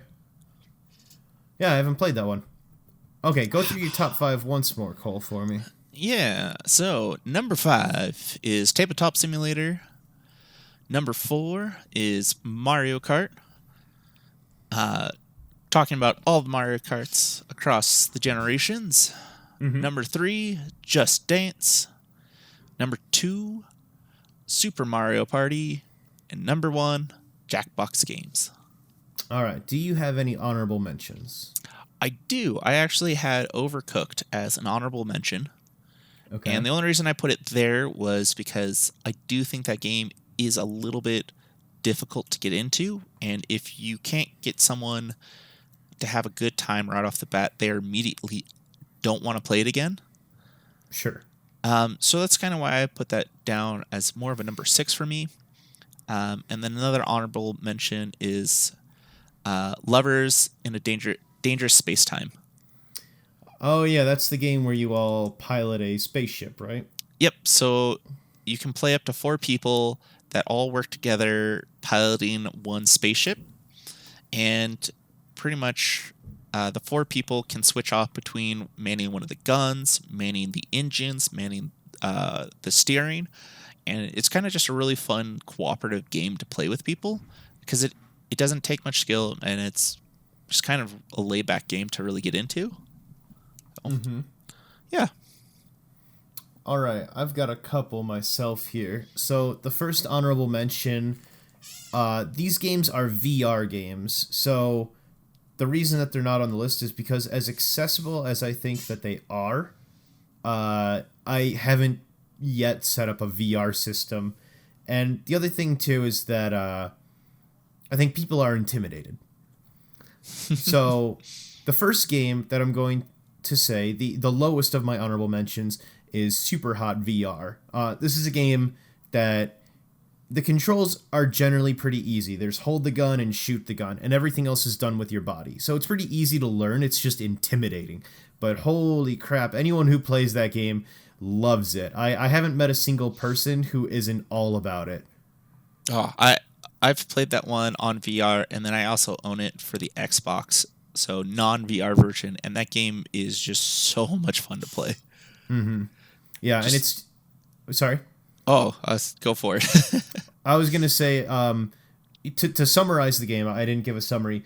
You basically... So you have a gun, you shoot at these guys, and then being VR, you just kind of like dodge and weave bullets. But the gimmick is that time is frozen until you move. So if you stand perfectly still, time stands still. But when you move, then bullets, they start coming at you, guys start running at you. So if you need a moment to like stop and think, you just freeze, and then the game freezes for you as well. It's a really cool idea, and it can be really slow and easy to learn if you just take the time to like slow down all your movements. Yeah. Plus, with that game too, you can sit there with a katana and try to block all the bullets that are being shot at you, because every time you stop, time stops, so you can see where they're coming and try to block them away from you, which is always really fun. Yeah, that game, if VR gets to the point, like the Oculus Quest, I know can be wireless, but I don't know if you can run super hot VR in wireless mode. If it gets to a point where all you have to do is just throw the headset on and you don't need any wires or anything, I could easily see super hot being a big hit in future years. The next honorable mention I had was Guitar Hero, and that one's pretty self-explanatory. It's just a good game. The problem is that it's specifically a tricky game, with your fingers. So the people that like it. The people that don't like it, they are basically kicked out. But everyone loves the music, so it's kind of fun for that reason. It's actually kind of sad they haven't come out with a new version of Guitar Hero for so long. Like, you can't get it on any of the newer systems, can you? PS4 had Guitar Hero Live, and it was dog shit. But yeah, they haven't released anything recently. About to say, I actually ended up playing that the other week at a Dave and Buster's. Guitar Hero Live? No, just Guitar Hero. They had it as a Dave and Buster's game that you could play. Mm-hmm. And I hadn't played that game since high school, and it was really fun just to kind of relive and try to play that game again. Yeah, I love Guitar Hero. It's a classic for me. Yeah, I was never super good at it, but it was just always fun, especially all the songs that they had too. Sure. Yeah. So that one's great, but it's not as accessible to a lot of people because simply it's just it is a game that takes a lot of intricacies with handwork, and if you think that Overcooked is a confusing game to learn to play, then Guitar Hero is leagues above that. Even on the easiest mode, people still don't understand it. Yeah. The last game, which I think has this one, as we were talking, I was like, oh shit, how did I not think about this game? But it is a VR game, or at least it is simultaneously a VR game and a not VR game. But it's called Keep Talking and Nobody Explodes. Have you played this game, Cole? I haven't, but I've heard of it. Oh my god, it's so good. So the reason that I think this game would be awesome for a group, a family specifically, is only one person is playing the game, but basically both of you have two pieces to the puzzle. The person that's playing the game and then the people that are on the couch watching. So the person who's got the VR headset in, he can't see anything except what's in the VR, what the screen shows him. And the people on the couch, what they have, if you're hooked up to a TV, there's a bunch of modules and codes and a bunch of espionage type of secret codes. There's Morse code. There's color, like Simon Says kind of color, whatnot, and a bunch of secret mini puzzles. The person who has the VR headset on, they're staring at a bomb, and the bomb has a bunch of different modules on it, and each module is a different puzzle. So the way that the game works, Cole, is basically, let's say the first module you see is a blinking light, and so no one who's outside the VR can see what you're looking at, but you say, okay, first module number 1, you're yelling to them so that they can use the information to relay back to you. Let's say it's Morse code, so it's a blinking light. You say, pause, pause, and then they have to use the information that's on that sheet to decipher what the Morse code is. Okay, and then as one person's doing that, then you say, okay, next module, and there's, something flashing red, green, blue, green. And so you yell that to them, and then they have to look at the sheet of paper and see what that means. It's a really cool game. I think I actually did play this one with you when you had it. Yeah. I remember we were all sitting around trying to get that game and trying to communicate and work together. That was actually a really cool game to try to work together on. You can have this game. I think it's on the Switch. I think it's on a bunch of other consoles, but my favorite way to play is with VR, because that way you can ensure no one's cheating, no one's looking at, both screens. Only one person's looking at the bomb, and then that person cannot see the the information sheet at all. And honestly, it's so funny when you're playing in VR. Like, I don't know. And the reason that it is such a good family game is if someone is too afraid to be in the VR, then they can help you on the couch. If someone wants to, be the person in the hot seat in the VR, like it's fun for both parties, basically. Yeah. No, I really enjoyed playing that game with you. Just the stress of trying to work together of like, all right, no, it's the green one. No, never mind. It's the red one. Yeah, there's like cut the wires, and you've got to say, okay, wires. The wire colors are red, blue, blue, blue, twist of red and white, and then green. And someone's like, cut the red twisted white one, and you cut in, like you're wrong, and you're like, oh fuck.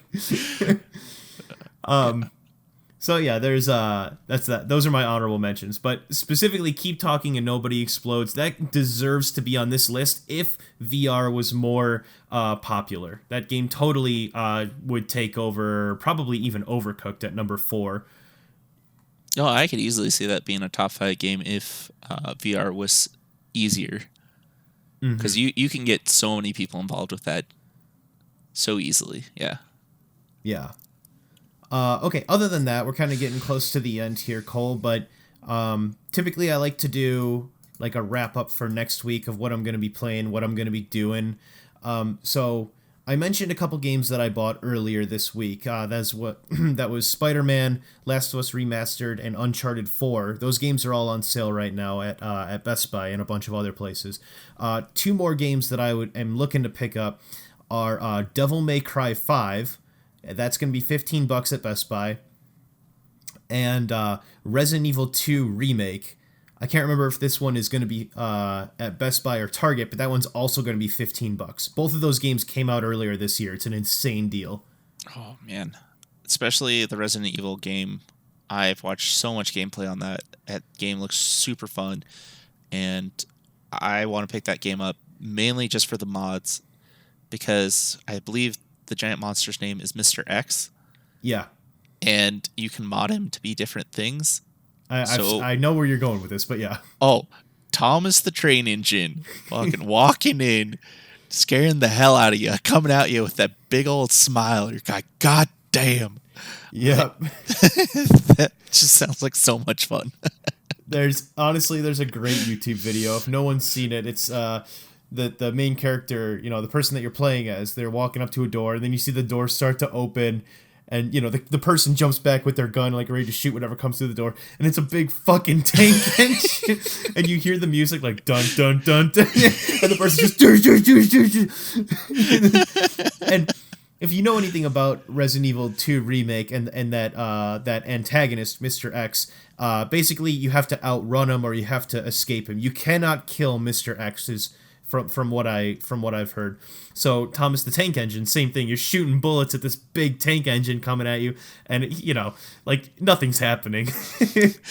Yeah, he just follows you constantly throughout the game. You just got this goddamn tank engine, just chasing you down while you're trying to fight off hordes of zombies.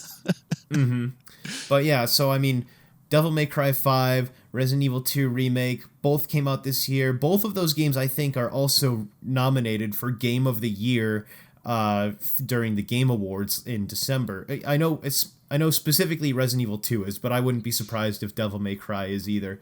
And yeah, $15, so 75% off. Like that is an immediate purchase for me. Come Black Friday. Let's see. Next week's top 5 is going to be top 5 dialogue in games. So. Cole, you weren't specifically here the last few weeks, but Mike and I have been playing The Outer Worlds, and that game is known to have a bit more dialogue options than like your typical Fallout RPG kind of game. So basically, it can be any game from any series, whatever, but that's kind of the reason that I was thinking this might be a good next top 5. I think that works out great with me playing Fire Emblem right now. Like, there's a ton of dialogue between me and the other characters, or just dialogue between the different characters themselves. Yeah, So and I think recruiting and stuff, I'm sure. exactly. So I got some pretty good ones just off the top of my head that'd be really cool to talk about. Okay. Okay, last thing. Games I'm going to be playing this week. Kingdom Hearts. I don't know why I said that. Like I was don't know sounding why you would excited say that. for. Just stop. Just give up now. I, Just the ending is everyone has just been crabs this whole time. It might be. Maybe everyone is just Mr. Krabs. Oh God. And then movies. There was a movie that came out. I can't remember what it was. Wait. Give me 2 seconds. I'm going to look it up. There was a movie that came out that I really wanted to see. I think I mentioned it earlier. Give me 2 seconds. Knives Out. I want to see Knives Out this week. It's a good one. And possibly the Mr. Rogers movie, Beautiful Day in the Neighborhood. Ooh, yeah, with Tom Hanks in it. Yeah. All right, Cole. What are the games you're going to be playing this week? I mean, let's be honest. I got 85 hours into this game. I still haven't got to the end. I'm still going to be playing Fire Emblem. I got to finish it out. So definitely going to be powering through that game. If I end up actually beating it, I might start up a new game again. Just because you can pick between 3 different houses, and the 3 different houses have different storylines. You crazy kid. I told you this game has sucked me in, and it's got me good right now. But right now it looks like I'll probably be playing that. League of Legends, of course, can't get away from that. The new season just started, or preseason started for League of Legends. So just trying to get back into all the new changes.